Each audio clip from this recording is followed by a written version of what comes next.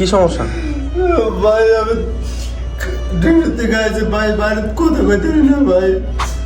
আসসালামু আলাইকুম। ঘুমানোর জন্য ট্রাই করছিলাম, বাট বাইরে কান্নার শব্দ পেয়ে উঠে আসলাম। জানি না কেন কান্না করছে এবং কে কান্না করছে। তো দেখি কি অবস্থা, কেন কান্না করছে। এই শরীফ, কি হয়েছে তোমার? এই শরীফ, এই এই শরীফ, কি হয়েছে? শরীফ, কি সমস্যা? ভাই আমি ডিউটি থেকে আসছি ভাই, বাইরে কথা কইতে না ভাই। বাড়িতে কি সমস্যা হইতে পারে না ভাই।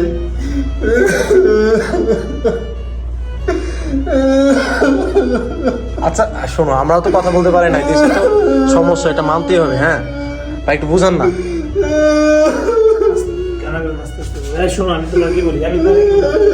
এই সবাই ঘুমায় আছে, কান্না করো না, কান্না করো না, ঘুমাইতেছে। আমরা তো কথা বলি না, এমন তো না যে তুমি একা। এখন কি করবো বলো? যে দেশের জন্য এত খাটতেছো, সেই দেশ কি তোমার জন্য ভাবে? আল্লাহর কাছে দোয়া করো, আল্লাহ যেন সবাই হেফাজত রাখেন, সবাই যেন ভালো রাখেন। এখন দোয়া ছাড়া কোনো উপায় নেই। এইখানে থেকে তুমি এইখানে যে আসো, হিসাব করতে গেলে যে মরে গেছো তুমি, বুঝছো? একটা খবরের নিচে একটা মানুষ থাকলে যেরকম না লাশের মতো, ঠিক এখন তুমি চাইলেও কোনো রকম যোগাযোগ করতে পারো না তাদের সাথে।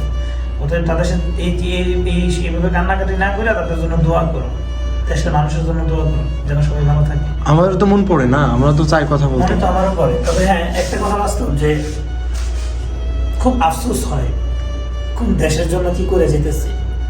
একটা সময় খুব গর্বের সাথে বলতাম যে আমি রেমিটেন্স যোদ্ধা। আসলে কি আমি রেমিটেন্স যোদ্ধা হইতে পারছি? কষ্ট লাগে, আসলে বুক ফাইটা যায় যে গতকালকে দেশের মধ্যে যা হয়েছে, ভিডিওর মধ্যে দেখলাম যেভাবে অত্যাচার করতেছে আমাদের মেধাবী শিক্ষার্থীদের উপরে। খুব কষ্ট লাগে যে আসলে এই প্রবাসে থাকার কারণে হয়তো তাদের জন্য কিছু করতে পারতেছি না। তবে এই ভিডিওটা আমি যদি কোনো প্রবাসী দেখে থাকেন, প্রত্যেকটা প্রবাসীর পায়ে হাত রেখে বলছি, দয়া করে প্লিজ দেশে আপনি একটাবার চিন্তা করে দেখেন, আপনি আপনার নিজেকে রেমিটেন্স যোদ্ধা হিসেবে দাবি করতেন। একটা সময় এমনও কথা শুনেছি, বলেছেন অনেকেই বলতে শুনেছি যে আমাদের প্রবাসীরা অনেক সম্মানের অধিকারী, আমাদেরকে এমন একটা কার্ড করে দেওয়া হোক যেন আমরা যথেষ্ট পরিমাণ সম্মানটুকু পাই। কিন্তু আজকের এই দিনটা ভাই বিশ্বাস করেন, এ বুকে হাত রেখে বলতে পারবো, আমি জানি না আপনারা কি ভাবেন, আমার কাছে মনে হচ্ছে আমরা সম্মানের অধিকারী তো দূরের কথা, আমরা দেশের জন্য একটা বোঝা, এছাড়া আর কিছুই না। একটাবার চিন্তা করে দেখেন তো, যে দেশের জন্য এত খাটতেছি, এত খেটে যাচ্ছি, অক্লান্তি পরিশ্রম করছি, ওই দেশের মানুষগুলো কি আসলে আদৌ আমাদের কথা চিন্তা করে না? কিভাবে একটা মানুষ হয়ে আরেকটা মানুষকে কি নির্মম ভাবে হত্যা করছে ক্ষমতার জেরে, ক্ষমতা আছে বলে। আমরা প্রবাসীর হয়তো বা তাদের শিক্ষার্থীদের সাথে আমরা রাজপথে নামতে পারতেছি না, তবে আমি হাত আপনাদের পায়ে রেখে একটা কথা বলতেছি এবং জোরদার করে আমি দাবি জানাচ্ছি আপনাদের কাছে, সকল প্রবাসীদের কাছে, যে দেশ আমাদের কথা চিন্তা করে না, সেই দেশে চিন্তা করে আমরা কি করব? প্রত্যেকটা মানুষ ভাই, আসুন আমরা সবাই রেমিটেন্স দেশে পাঠানো বন্ধ করে দিই। বেশি না, 3টা মাস বন্ধ করেন। কেউ না জানুক, আমরা তো জানি যে আমরা দেশের অর্থনীতি চালানোর জন্য কতটা পরিশ্রম করে যাচ্ছি। 3টা মাস বন্ধ রাখেন, সবকিছু ঠিক হয়ে যাবে। হয়তো আমরা শিক্ষার্থীদের সাথে রাজপথে নামতে পারতেছি না, হাতে হাত রেখে আন্দোলন করতে পারতেছি না, এটা হচ্ছে আমাদের অ্যাটলিস্ট এতটুকু আমরা করি।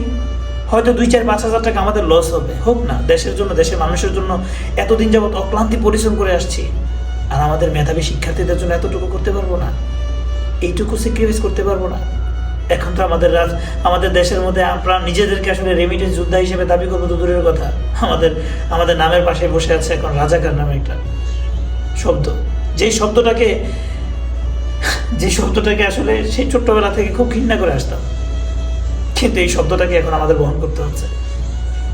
আসুন আমরা সবাই রেমিটেন্স পাঠানো বন্ধ করে দিই, অ্যাটলিস্ট এতটুকু করি, আমরা বুঝাই দিই আমরা প্রবাসীরা চাইলে অনেক কিছু পারি, আমরা রুখে দাঁড়াই। আমরা দেশে নাই বলে যে দেশের মানুষ যেভাবে কষ্ট করতেছে তাদের সাথে আমরা থাকতে পারতেছি না বলে যে মানে কোনো রকমের কোনো প্রতিবাদ করতে পারবো না তা না, আমরা প্রবাসী থেকেও প্রতিবাদ করতে পারি। আসুন আমরা সবাই একসাথে একজোট হয়ে, দরকার হয় হুন্ডিতে টাকা পাঠাবো, না হলে বিকাশে টাকা পাঠাবো, তারপরও ব্যাংকে টাকা পাঠাবো না, কোনোভাবেই না।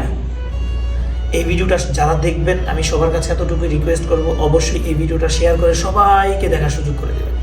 আল্লাহ হাফেজ, আসসালামু আলাইকুম।